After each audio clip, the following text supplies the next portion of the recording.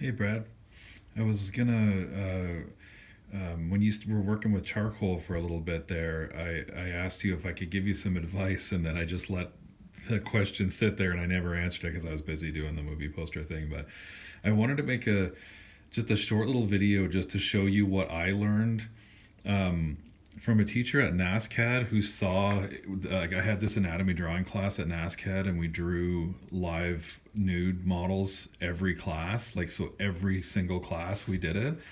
And she insisted that we use charcoal, which I hated at the time. I fucking hated drawing with charcoal. And so I would go about drawing the models like in kind of a linear way, in a very precise way, using the charcoal like it's a pencil, because that's the way I knew how to draw. And she very kindly said to me in private, like, you don't know how to use charcoal, do you? And I said, no, I don't. She said, great, I'm going to tell you, I'm going to show you. And I was like, all right, please do. And she did. And it broke it wide open for me. And that's why I wanted to just share it a little bit with you, because I needed that instruction for it because I just didn't understand how to draw with charcoal. So the thing that I didn't understand about charcoal that she showed me is that, and I'll send you the sequential photos of this later, is that you do a drawing with the charcoal and you roughly block in the black parts and the, like, a little tiny bit of detail where things go. And then the first thing you do after you kind of map it all out all over the page is you take either the side of your hand, which is what I used to do for the longest time, and lately I've been using paper towel. And after you roughly block in the black parts, you obliterate your picture. It's really counterintuitive and, like, hard to do for somebody like, I think, you and me, who are used to drawing with pencil, where you're just like, what the fuck? I'm just gonna ruin what I just drew. But yeah, you're gonna ruin it. So you're gonna just obliterate it, smear it all over. But what's cool is it leaves a faint ghost outline of what you drew. Even after you totally fuck this thing up and spread it all over, you'll see a ghostly kind of shadow of what you drew. And because you just spread it all around, you're creating the first kind of layer, the first base layer of gray. So you're creating this, like, base of gray, and then you draw it again. And you're not starting from scratch because you can see the ghostly outline of what you did the first time. It's always there a little bit. There might be parts where it really is completely obliterated, but that's fine. You just start over again, and you draw in your blacks, and you draw in the detail, and just like regular drawing, you're trying to get it in the right spot and where it's supposed to be, and this here and that there, and then you smear it again. And you can be maybe a little bit less, like, sweeping on the second go, like you can be a little bit more, like, kind of shaping it, but you do kind of want to obliterate it again. And then after that process, you start drawing again, and then you can take your kneadable eraser, which is the best eraser for this, because you can just in a very short amount of time, you can make a point on it and do little stuff. You can put an edge on it like that and make a line.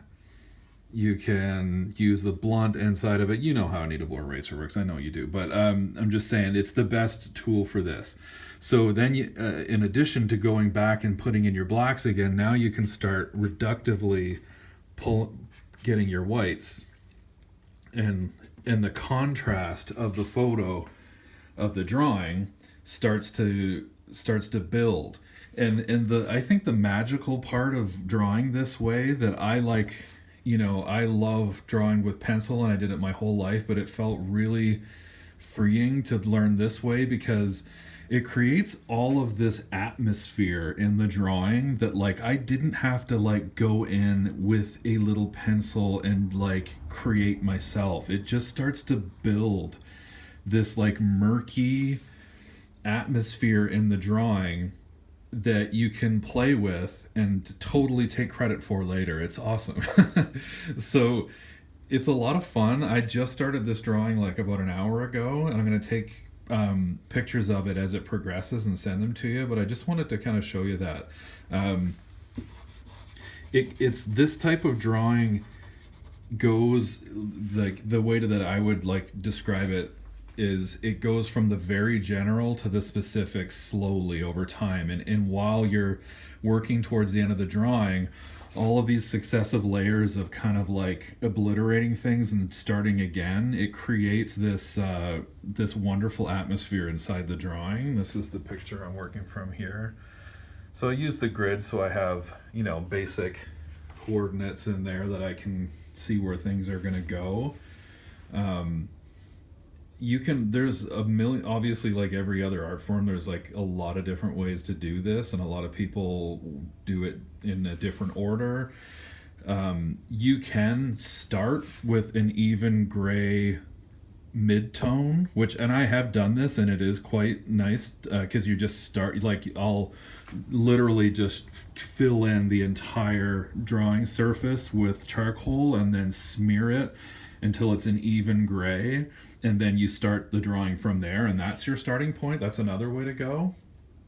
And even some stuff that I've just learned recently that I haven't really tried is, if you get to a certain part of the drawing and you've really filled up the tooth of the paper and it's not sticking anymore, you can fix the whole drawing, and then just keep going. And then from that point on, you've kind of like frozen what you've drawn so far, and now the tooth of the fixative on the surface will give you a fresh tooth to work with to make your blacks blacker.